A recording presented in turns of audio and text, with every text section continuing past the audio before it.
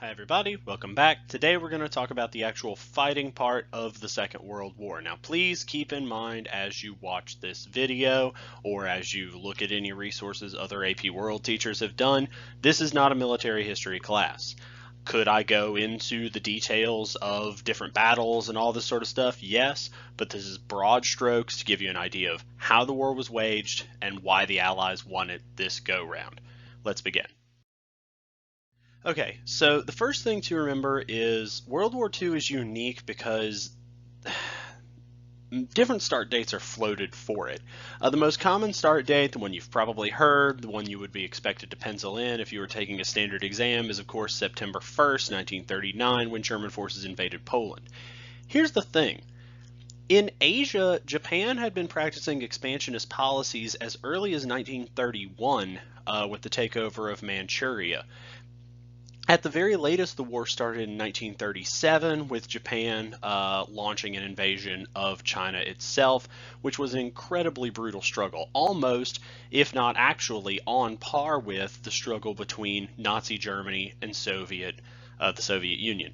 Um, I hesitate to call that 1939 start date Eurocentric, but I'm really not sure what else to label it. Um, and you may be wondering, well, hey, what about the Italian invasion of Ethiopia that we learned about last time? That one is a little bit more of a free form thing, if only because Ethiopia is generally not associated with the Allied powers. Even so, it's undeniable that World War II featured China as a combatant, and China lost the second most people behind only the Soviet Union. So quite frankly, I don't know how you justify saying the war started with the Nazi invasion of Poland while ignoring those 2 years of Japan fighting against the Chinese. So like we talked about last time, Japanese aggression had been ramping up through the 30s. They had taken Manchuria in 31, they pulled themselves out of the League of Nations in 33, and they began to tie themselves to Italian and German influence and policies. Through 1940 and 41, they began to gobble up European interests in the Pacific, largely from countries that had been taken by the Nazis, specifically Indonesia from the Dutch and Indochina from the French. The the real violence did not start until a massive Japanese assault on Pearl Harbor, a U.S. naval base, in December 7th of 1941.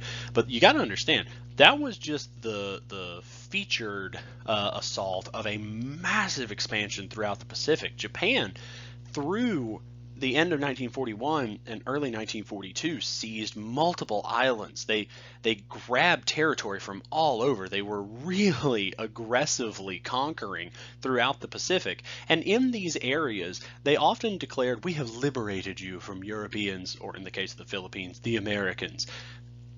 The reality was, though, Japan practiced, again, at the time, please don't use this to indict modern Japan, Japan practiced extraordinarily racist policies. They considered themselves to be less first among equals and more like, we're better than the other Asians, in many ways, how the Germans would have seen themselves as better than a lot of other Europeans, if not all of them.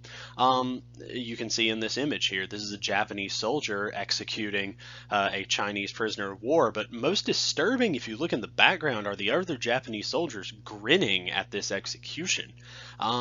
Japanese soldiers would do this sort of thing throughout the war. Gross mistreatment of prisoners, fight till the death rather than surrender. It's a fascinating thing, but it is often grim and very, very terrible. And Japan would do these sorts of things during their offensive phase, and during the retreat phase of the war, they still proved that they could be rather brutal, not only to prisoners of war, but also to individuals who they would press into service to try to fight the Allied troops, mostly Americans, who were pushing them back. Okay, here's a gigantic list of battles to know in the Pacific Theater, but I'm not going to bore you with the details. You can pause and read those because, again, not military history. Now, what I would encourage you to note is that both theaters of this war, both the Pacific Theater out in, obviously, the Pacific, and the European theater follow a very similar pattern, namely massive early success for Axis powers, specifically the Japanese and Germans, followed by long grinding pushbacks to squeeze those empires, contain them, and eventually defeat them. Okay, after the attack on Pearl Harbor, this is kind of a single slide overview of the Pacific War. You can go back if you'd like to look at the guts of the defeat themselves. After Pearl Harbor, the U.S. pushed Japan back into Japan. This campaign is incredibly violent.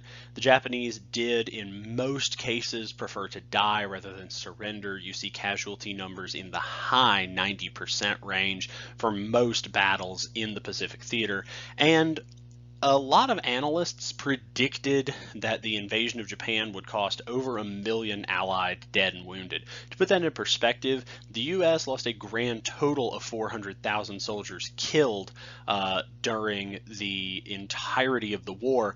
Analysts were projecting optimistically we might lose that many in the invasion of Japan.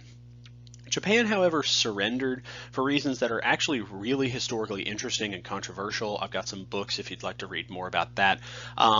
By either, depending on which historian you ask, the atomic bombings of Hiroshima and Nagasaki, or by the Soviet declaration of war and seizure of Manchuria in August of 1945, or by a combination of both of them. But regardless, Japan surrendered and the war as an overall thing ended on September 2nd, 1945. So, meanwhile in Europe, if you're annotating, you can even title that Meanwhile in Europe. German expansion had taken place peacefully, if aggressively. Annexation of Austria, the German-speaking parts of Czechoslovakia, pretty much following Wilson's old self-determination. Well, they're German-speaking, they should join us. In 1939, the invasion of Poland, which could not be justified in any context except Hitler's extremely racist, extremely aggressive Lebensraum policies. Britain and France declare war on Germany. France is actually taken over in 1940 in a really stunning reversal. You know, Americans have a very, very nasty habit of der, her, France surrender. Well, remember, in World War I, they didn't. They held out longer than Russia did. They fought bravely. They fought boldly. They were the ones who bore the brunt of Allied deaths during the First World War on the Western Front. France surrendering and being conquered was a shock in 1940. Britain is isolated. They do successfully defend themselves, and they do so for long enough that Hitler's eventually gets tired of it, realizes, well, they don't have the resources to invade us. There's kind of a sideshow campaign in North Africa. Let's go ahead and attack the Soviet Union. And so in June of 1941, Germany launches the single largest invasion in human history, the somehow surprise attack. Do some research. It was a surprise attack, even though it involved millions of soldiers, of the Soviet Union. Okay, here, just like we did in the Pacific, battles to know in the European theater. I'm sorry, I'm blocking the text on the Battle of the Bulge and the Battle of Berlin, but you can look up those on the regular PowerPoints, which are posted to Canvas. You will note, of course, that again, same policy, same pattern, and this one's conveniently pretty much split right down the middle. Early war, Germany had large success. The biggest Allied victories were usually just maintaining what territory they had. Late war, Germany is slowly, grindingly pushed back into their home territory. Here's an overview of that. I love this GIF. The German invasion of the Soviet Union is stopped. There is a massive bloodletting in that process. We got a video that was linked in Canvas to show you that. In 1944, the U.S. and Britain, alongside Canadian soldiers in the famous D-Day invasion, launched an invasion into France, which forces Germany to actually be fighting a three-front war because they were fighting in Italy too. And in May of 1945, Germany is defeated by the Allies, which ended the war in Europe. It ground on for a few more months out in the Pacific, but that's that for World War II. So, I don't apologize for including this image, but the Second World War did kill a shocking number of people. Low estimates say about 50 million, high estimates say 60 million. There is, of course, considerable debate upon what qualifies as killed in the war or killed in an incidental thing. We're not getting into that. And while you do see new technologies playing some role in the number of soldiers killed, a lot of that technology was just improvements upon stuff that had already existed. Far, far, far more important than the inventions of new technology. I would argue far more important, even in the short term, than the invention of the atomic bomb, was the policy of targeting civilians. It was considered fair game from very early in the war that you could attack civilians. Civilians fed the army, they equipped the army, they built the tanks, they built the ships, they built the planes, they constructed and shipped the bullets, they delivered the materiel. So if you killed them, you disrupted the enemy's supply train. And now planes especially are capable of visiting death upon large numbers of people. In fact, if you look at the image, which is grisly, it says a lot that you, right off the top of your head, probably could not tell me where that is or who did that. Well, I will go ahead and let you know. What you are looking at is an image from the aftermath of the firebombing of Tokyo by the United States in March of 1945. That one raid killed more people than the atomic bombings did combined, and it did so using fire, using incendiary weapons, which, let's be honest, fire is a bad way to go. And what you see there, stacked like cordwood, are the bodies of Japanese citizens, of Japanese civilians. Was this a vindicated strategy? I can't answer that. It's easy for me as an American to say it was, because our cities did not, aside from Pearl Harbor, Honolulu, and a few islands in the Pacific. Our society, our civilization, our cities did not come under direct attack. The reason why there's moral implications to that is, of course, and yes, there were some saboteurs. History dorks, don't at me. The reason why we have to talk about the moral implications of that is, nowadays, if the U.S. were to go to war with another great power, they could attack us. They could destroy Greensboro. They could bomb us into oblivion, even using conventional weapons. So, is it justified? Well, if you say yes, and we go to war with a major power, you do have to live with that justification, even if it takes your own life. That's an unpleasant thought, but it's war. This is not a pleasant lesson. Okay, so looking at the butcher's bill, again, there's a video posted to this effect that you can choose to watch or not. This is the raw information that you need to know, is that the deadliest theater of the war was the Eastern Front in Europe, wherein the Soviet Union lost about 25 million lives, owing to, of course, the Germans' perspective of the war as a race struggle. China lost 15 million civilians to Japan for basically the same reason. Thousands upon thousands of British, German, Japanese, even Polish and French citizens, who we don't normally think of as falling victim to those things, were killed by the bombings of German and Japanese cities, and British cities and French cities and of their towns. The biggest bombings to note are the United States' development and deployment of nuclear weapons, which were first used against Hiroshima and Nagasaki, Japan, on August 6th and 9th, respectively, of 1945. These nuclear bombings represent the start of the nuclear era, wherein humanity possesses the technological capability. We can basically bring a piece of the sun, or a piece of the fuel of the sun, down to a specific part of our planet and obliterate it. And I do want to point something out to you on the next slide. This is the end of the notes, so if you're only here for that, you're done. If you can stick with me for about 2 more minutes, I do have an important point to make.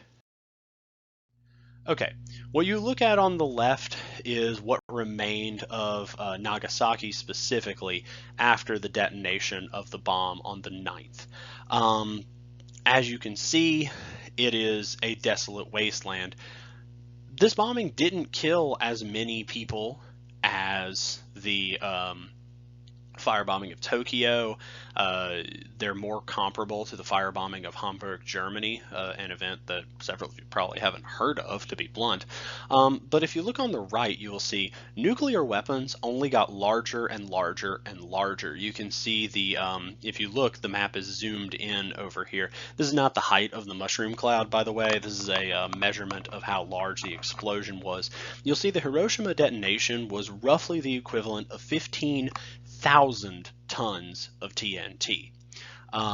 Next to it is the Trinity test, of course, slightly larger. That was the initial nuclear detonation.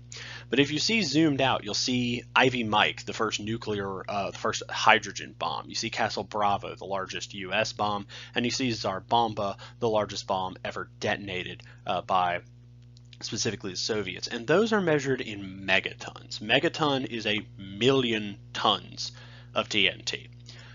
Why do I bring this up? I bring this up because I know I've discussed this sort of thing with you guys before. I think I've said it to all of my classes, but I'll say it again. Guys, we are 70 years into an experiment where every single day we wake up and we have to figure out, is this the day humanity fails to restrain its weapons? That experiment only ends with the complete dismantling of nuclear weapons, which is almost certainly not going to happen, or with the annihilation of most, if not all, of our species. Nuclear weapons are not toys.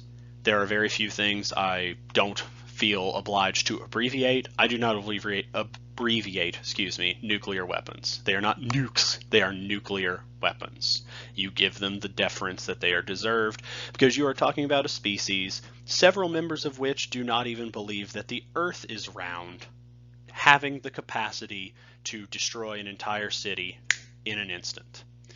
Richard Nixon once said that if I got on the phone within half an hour, 20 million people would be dead. Guys, this should sober you up.